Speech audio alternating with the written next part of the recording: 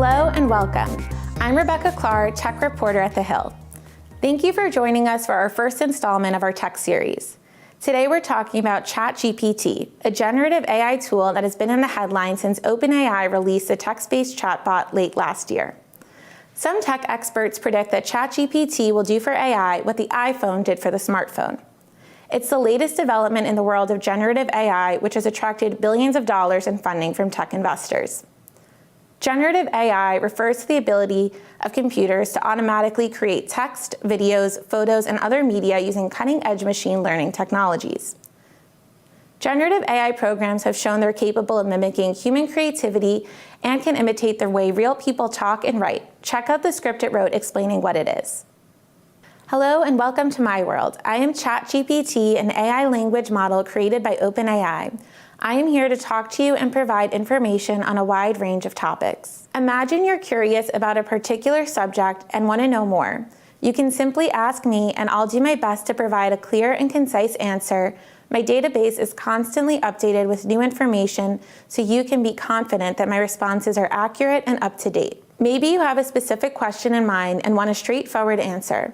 I can help with that too. I have a vast database of information on many different subjects, so I can provide in-depth answers to your questions.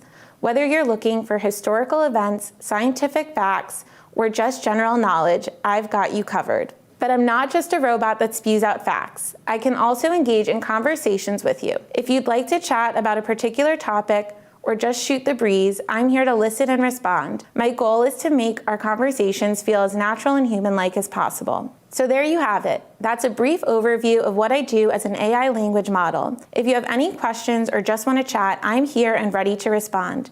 Thank you for taking the time to get to know me.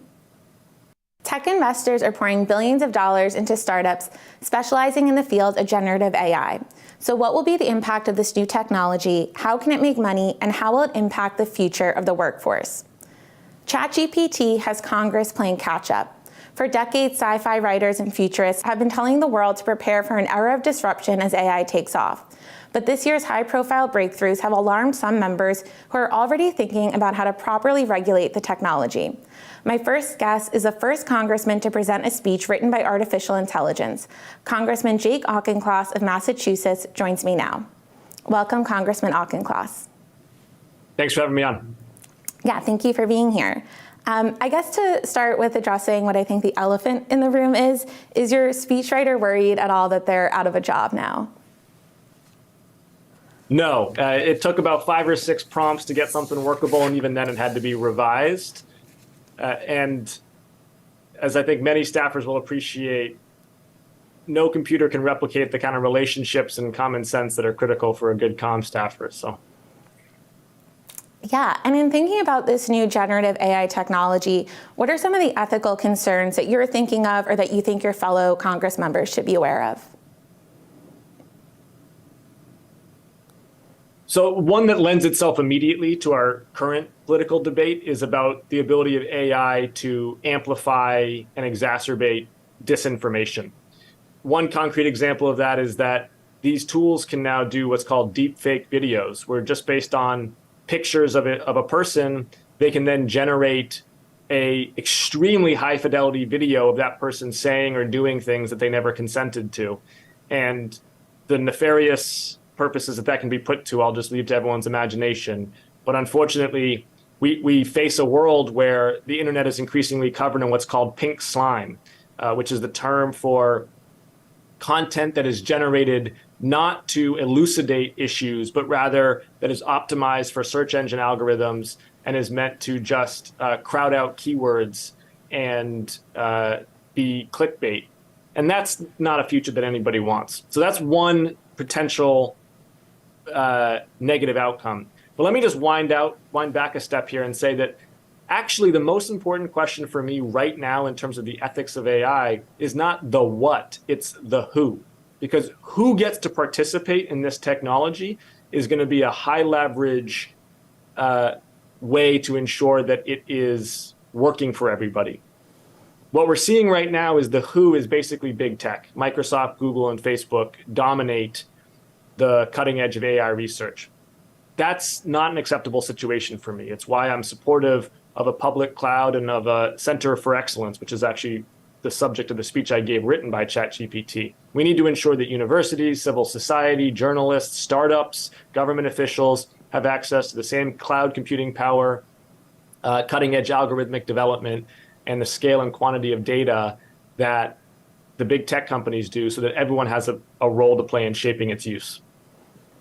Yeah, and you've said that part of the reason you gave this speech is because you didn't want to see a repeat of what happened with the rise of social media, where Congress has had to play a level of catch up in terms of regulating these companies. Where do you see where Congress is now in terms of regulating generative AI? And do you think Congress is already playing that game of catch up, or has a chance to be on the cutting edge of this? Can't be social media 2.0. Facebook started small and scrappy, got big very fast because of network effects, and policymakers still haven't caught up to the ills that have flowed from Facebook and its cousin companies.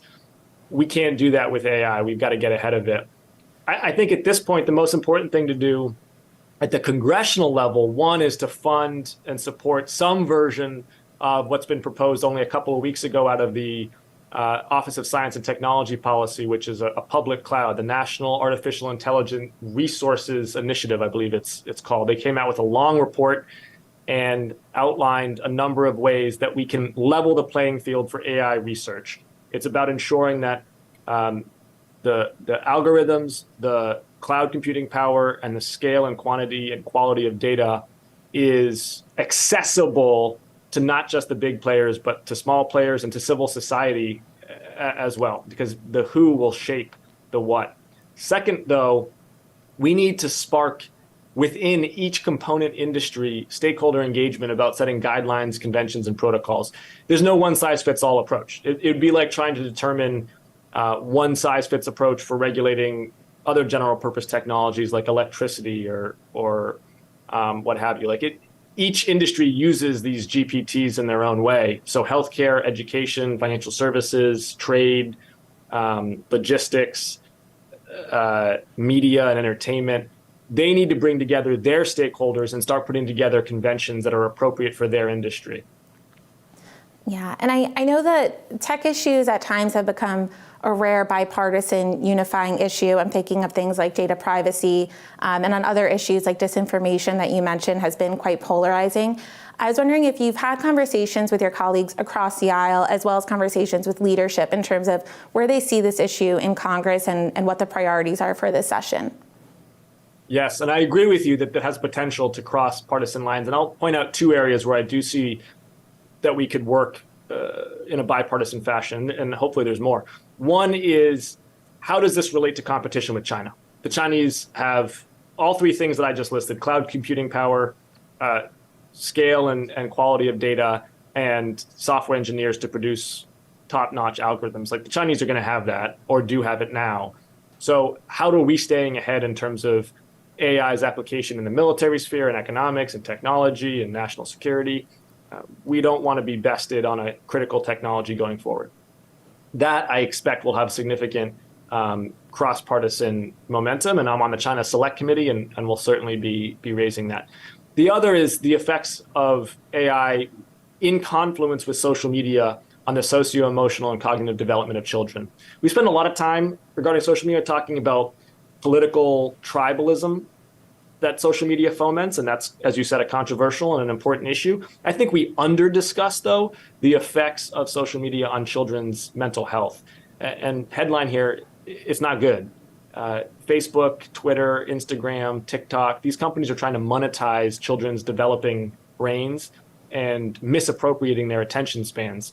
AI has the potential, unfortunately, to be a massive amplification of these companies' ability to do that through their recommendation engines and by generating content that is increasingly clickable and rabbit holeable. We gotta push back hard on that. What consenting adults want to do with their time is one question. What children who are still developing in their conception of self are being exposed to in the wild of social media is a totally separate issue, and Congress is going to have I think, a muscular role to play in that. Right, and I know this has sort of also emerged and brought a lot of issues in terms of how these technologies may be used by students at all different grade levels. Is that a concern you're thinking of in terms of how Congress can regulate this to help educators, either to ensure that this technology isn't abused by students, as well as ways that they may be able to use it to help in the classroom and help students engage more with their education? It's an example of why we need each industry to come forward with its own guidelines and protocols, right? Like Congress is not going to pass a law that tells every K-12 district, every university what to do about ChatGPT in their essays, right? That's not an appropriate jurisdictional authority of Congress. The universities should work together in their trade associations, and internally the K-12 school districts should start putting together policies. There'll be some trial and error, and that's appropriate, and there should be student input and faculty input and administrator input and parent input, and it's going to be a little messy, but that conversation needs to start happening now because obviously the tool is available. Congress's role in that probably is more to do with copyright and what the actual laws say about this, because just to get into the weeds for a second, the way these models work is they are not intelligence. They are not de novo producing original content. What they are doing is they are word prediction algorithms. They are incredibly sophisticated about their ability to predict, based on the question asked, what is the next most likely word in this sequence going to be?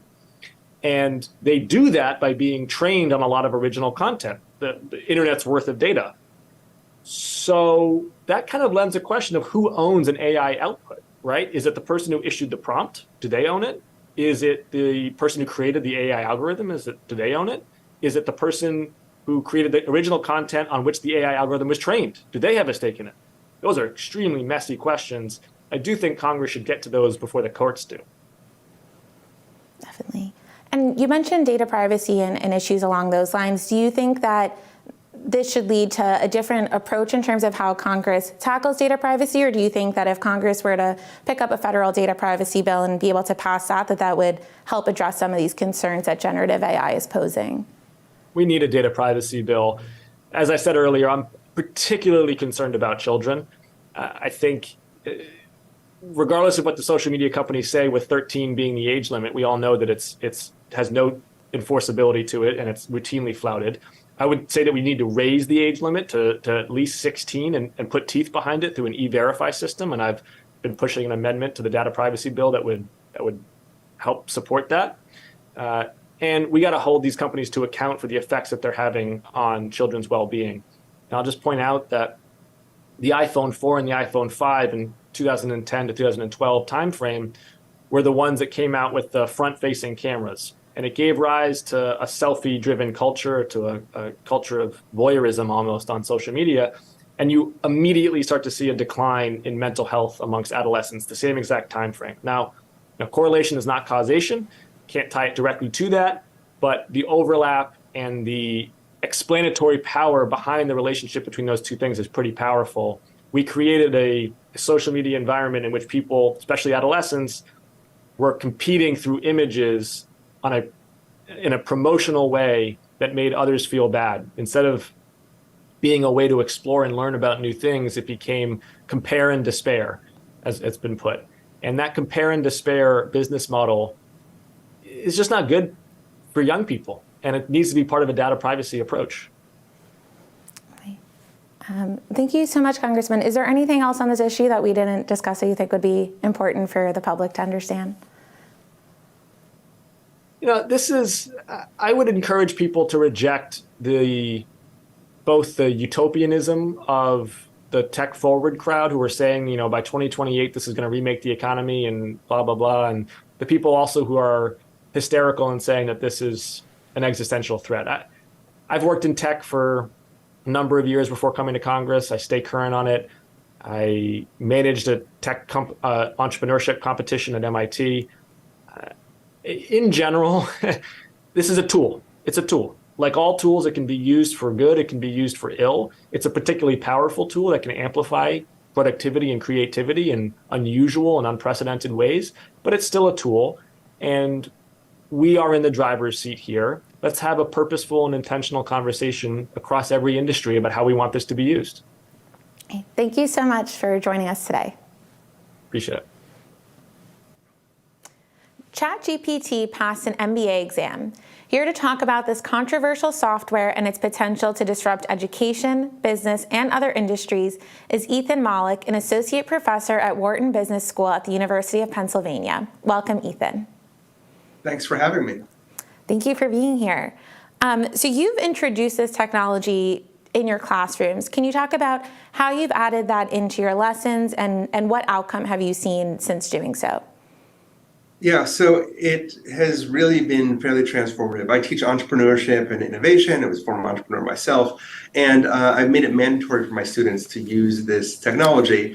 And the effect has been pretty huge. People who weren't good writers are now good writers. I can assign more work than I did before. The quality of ideas is better. It's actually been pretty amazing to see all of the impacts. There's a lot of downsides too. So it also gives the students a chance to work through that and understand why the limits of these tools are and when they might be appropriate and when they may not be. Right.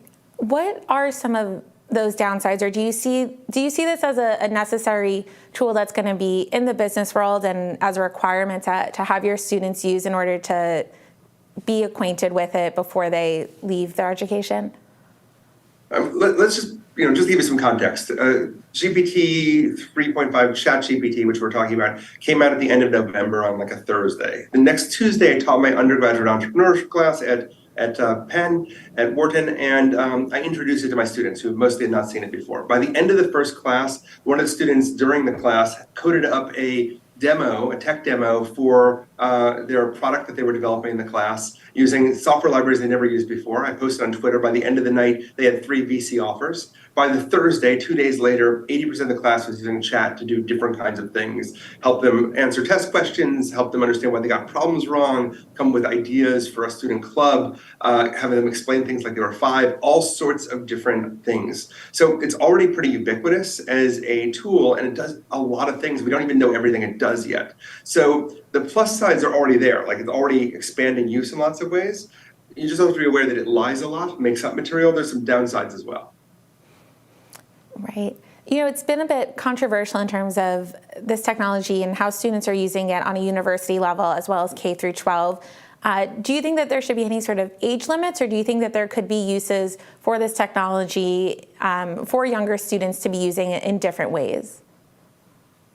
So there's a lot of ways to potentially use this. One way to think about this, there's a lot of things this tool does, but in education, one clear analogy is to the calculator, right? So before calculators, you did all your math by hand. After calculators, we had to find a balance where you did enough math by hand to understand basic math, but then it let us do much more advanced math in high school because you didn't have to calculate everything by hand.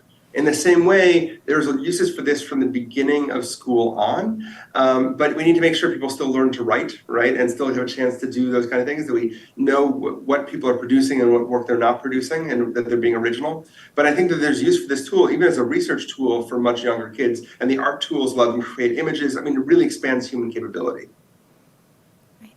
How about the concerns in terms of plagiarism? Is that something that you've encountered in your classroom as you've introduced this tool, or are there ways that you're trying to keep that in check as you have your students use ChatGPT? So there's a few things. First, plagiarism has always been ubiquitous. Like, students cheat, right? We have all this evidence that, not everybody, but a lot of people cheat. A lot of people search for answers on the internet. In fact, the usefulness of homework used to predict test scores. If people did the homework, they'd get high test scores. In the last 5 years or 6 years, that's been decoupled because people who do the homework are often cheating. So they don't actually get better test scores, so they don't learn. So cheating was already everywhere. So part of what my goal was is, how do we think about how ChatGPT fits in? So I require my students to acknowledge when they use it and to give me the prompts that they use in order to solicit those results, and often to reflect in a paragraph on what worked and what didn't. And you force them to be critical readers and thinkers of their own material that they're producing, and get some really impressive results. Right. And what has the feedback been from your students since they've had, this requirement or this encouragement to use ChatGPT in their lessons? Generally they love it. I think everyone is a little bit nervous, not so much about what happens in the classroom, but what happens afterwards. The capabilities of these models is increasing tremendously. I just got access yesterday to Bing's AI, which is as big an improvement over ChatGPT as ChatGPT was over the previous AI models. And so the real question is, okay, I'm preparing them for a world where they can use these tools. What does work look like when they graduate is a really interesting question. Right. And in terms of that business and industry side, are there certain things that you think policymakers and regulators should be aware of as they're looking at this technology in terms of wanting to add those guardrails in place to keep the public safe, but also wanting to balance that without hampering innovation in any way, which I know companies have really been on the forefront of expressing? So I think it's a really complex question, right? On one hand, we have the idea of guardrails or ethics. That's one of the things that made ChatGPT so reasonably easy to integrate into a classroom is the guardrails are quite good. It can be frustrating to people that it doesn't say everything you want it to say, but it's also very hard to get it to be really dangerous. That may not be true with future models, right? Where you can ask it to convince you of something that isn't true and it does a really plausible job. I have been fooled by fake GPT output when they actually cited one of my articles that I never wrote. And I was like, wait, is this something I wrote and forgot about? Because it seemed plausible enough. So there is this kind of information danger to worry about. But in terms of its use, even in early studies before ChatGPT, some of the early AI tools were showing that it cut the amount of time involved in programming in half. People are talking about 30 to 80% improvements in how much time they need to spend to get tasks done. So I think we're going to see it used everywhere. I think we need to make sure those guardrails are in place. Definitely. And would you encourage other educators and other professors to start adding this in as a requirement or a part of the way that they're teaching their students? So I think one thing everybody should do is have a policy. You need to say what you're doing here and what the rules are, and it needs to be in the syllabus, right? The second thing is that you don't just have to use it as a tool to generate content, right? I found one of the hardest things, actually we know one of the hardest things to teach is what's called transfer. The idea that I can teach you something in my class, but will you apply it in the real world? And the only way you get really good at that is by trying to apply ideas lots of times. Well, ChatGPT is really good at this. You can say, show me how a bill becomes a law in a Seinfeld script. Show me how a bill becomes a law in the context of an alien invasion. And I actually have the students critique those various approaches to pull out subtly what is good and what is bad about this approach. So it actually helps you learn in an interesting way. So I think teachers should think about how it boosts learning and not just how it helps people do homework. Right. I think there's also been a lot of discussions about how this could impact the workforce or if this will change jobs or take jobs away. Is that a concern you see, or are there ways that you think that this could change the workforce for the better or worse in terms of companies in different industries relying on this new technology? So the standard answer to this is that technology only creates jobs, right? Since 1950, in the census, only one job has disappeared since the 1950 census, that's elevator operator. But I don't know if that's true with chat. We don't know. Nobody knows the answer, right? If it really increases productivity by 2 or 3 times, and that's just these current models, and models are getting better 10 times a year, what jobs get replaced becomes a really interesting question. What jobs get augmented?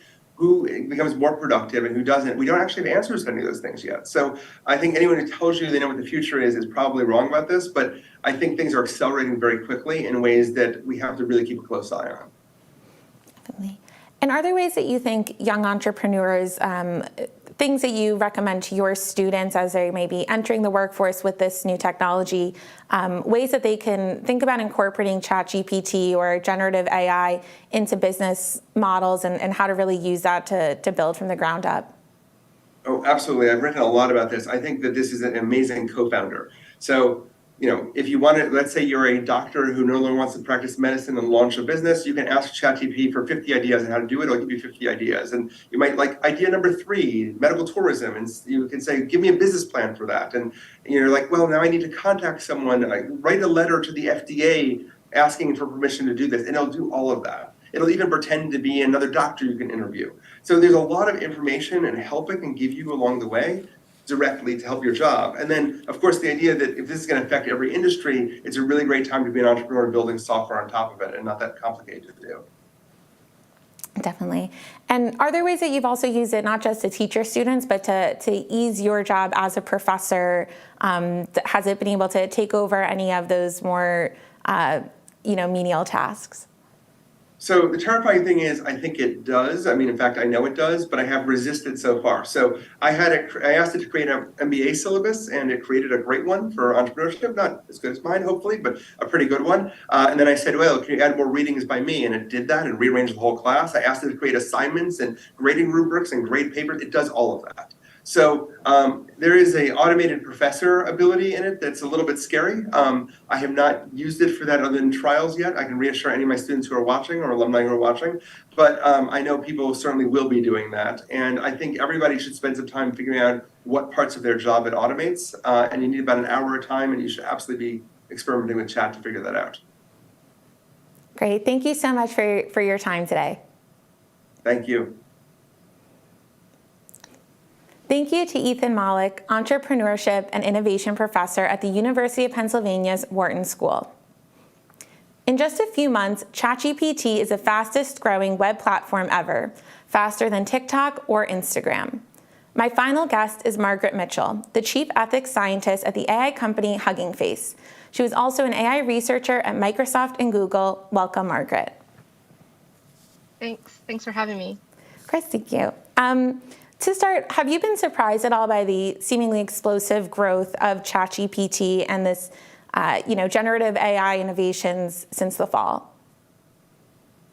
I haven't been surprised that people got really excited about it. The amount of excitement exceeded my expectations because the technology isn't something that is a fundamental improvement over where we've been for the past year or so. That said, the fact that the general public can now use this technology made it clear that this would be something that people found exciting. So it's not surprising, but the amount of excitement is somewhat surprising. Yeah, I think there's been a lot of discussion in terms of the rollout of ChatGPT, and now we have rival products that are on the market that Google's introducing, as well as both companies saying that they're going to be using AI-powered search engines more and more. Do you think that sort of arms race, as it's being described, is concerning at all in terms of products hitting the market before they're ready, and is that posing any concerns? Yeah. Well, the frame of arms race is already problematic because it puts into light a sort of warlike and belligerent approach to developing technology, which I think is already sort of a problematic perspective. But beyond that, the kind of things that this technology is useful for are creative uses, helping experts expand on things, really being assistive and augmentative if you already know about something, or helping you be creative in storytelling and this kind of thing. Using it for facts and things like search is the exact opposite of how it should be used, sort of. You can do sort of fact-based work or non-fact-based work with this technology, and it's great at non-fact-based work. So the fact that there's been this sudden urge to implement this technology in search seems like trying to just use it sort of as this hammer that you have, and you have this, you're already a tech company and you use search, and so you'll put it in there, but it doesn't actually make a lot of sense for that purpose. What are some of those risks that you see this technology posing, especially for an everyday user who's playing around on it? What should they be aware of in terms of what this technology poses? Yeah, so I think your previous guest already covered a lot of this too. But basically, if you understand that it is very good at saying things that sound plausible but aren't correct, then it's a little bit easier to work with it, but it can be very persuasive. And so even when you come in intellectually knowing that it tends to make things up, it's still there's still sort of a bias we have. It's called automation bias, where we tend to believe things that come out of a machine sounding factual. So it's a real issue that we'll perceive factuality when it's so good at sounding like it is facts, but it's not. So that's one big issue. Another issue is that it can be sort of persuasive. So I think some of the conversations that have been coming out over the past few days that people have been seeing, you kind of get a sense how you can really be persuaded by the kinds of things it's trying to get you to do or want you to do. There's the New York Times piece out today where Kevin Roose is talking about how the Bing chat is trying to get him to leave his wife and things. And so you can imagine that people who maybe have less of a grip on reality or who are very easily persuaded might be persuaded to do things that are really problematic. It's a big concern I have. So this is where concerns around extremism come in, and sort of feeling like empowered to do problematic things that can hurt people. So that's another really big issue. And then, of course, there's also the sort of biases. Who gets mentioned and who gets not?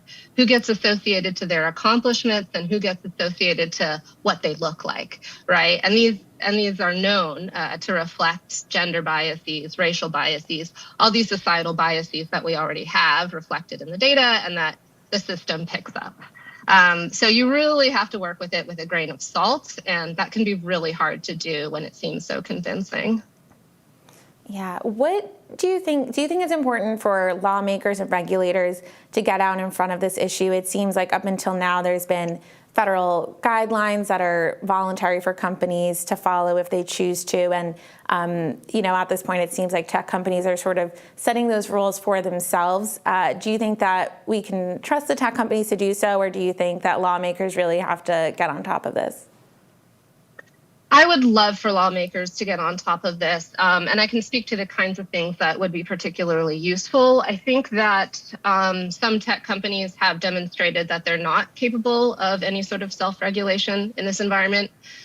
So, for example, you need to demonstrate that you're able to do due diligence on a technology, so looking into what are the harms and risks in addition to the benefits. And that has largely been work that technology companies have tried to bury. This is something that affected me very personally in my career. And so we've already very clearly seen that technology companies can't really self-regulate this and actually fight against even some of the basics of doing it. So it would be super useful if lawmakers could do something sort of proactive here. There's a few basic things that one can do. So one is around system performance, so actually reporting how the system works in different situations. I worked on this thing called model cards, which is basically documentation. So you can think about how crazy it is that these kinds of models and systems are released without any real documentation about how well they work and in what situations they work. We sort of have documentation for lots of other things. We have nutrition facts for food. It's so strange that such powerful technology doesn't even have the basics of documentation. So that's one thing, documentation that would include evaluation of how it works in different domains and with different kinds of subpopulations. So who tends to get mentioned and who doesn't? Is it erasing Black women, for example? How is it interacting with people from different subpopulations? Is it giving a just and pleasant or good experience across the board? So that's one thing. And then the other thing is around data. And I would really, really love to see more work coming out of the US in particular on data and data governance. So these systems are learning from other people's data. So you and me, we write on the web.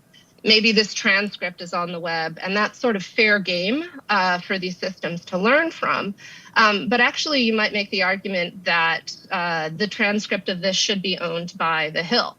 And that you should be compensated for this interview if Microsoft is going to be making money off of it. And similar for artists, similar for writers. There are like news articles behind paywalls that the system can just scrape and then provide as summaries. And that also means that if it's providing summaries, then people aren't clicking through to the websites to actually go to them. And if that website relies on ad revenue, now they're not making any money either. So it's really important to pay attention to how the data is being sourced.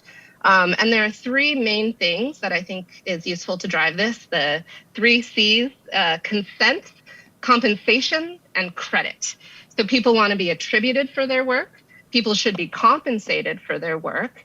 And they should be able to consent to whether or not the things they put out online can or cannot be used in this technology. So I would love to see regulators take a really serious look at how this data is working and what can be done to put some rights back in the hands of the people actually creating the data.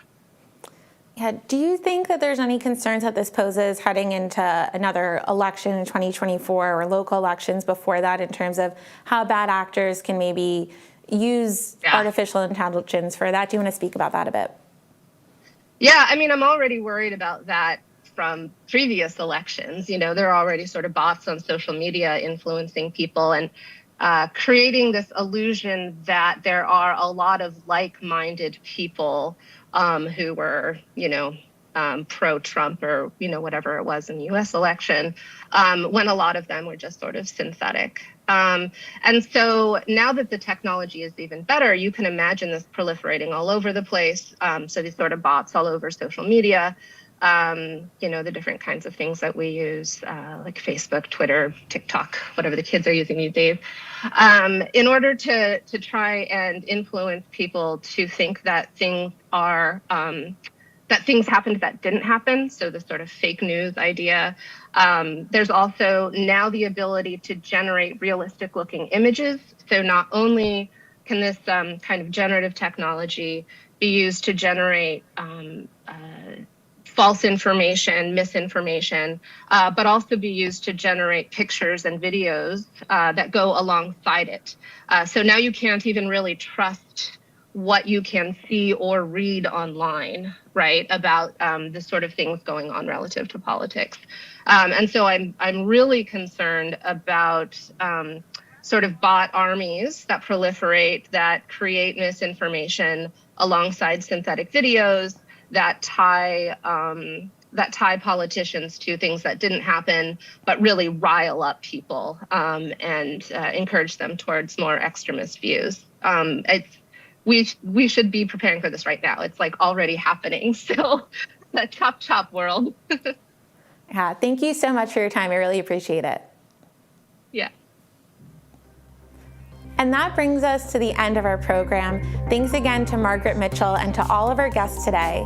Thanks to all of you for watching. For those of you who missed any of the conversations this afternoon, we'll have video from the event up on our website shortly. I'm Rebecca Clark. Hope you enjoyed the program and have a great rest of your day.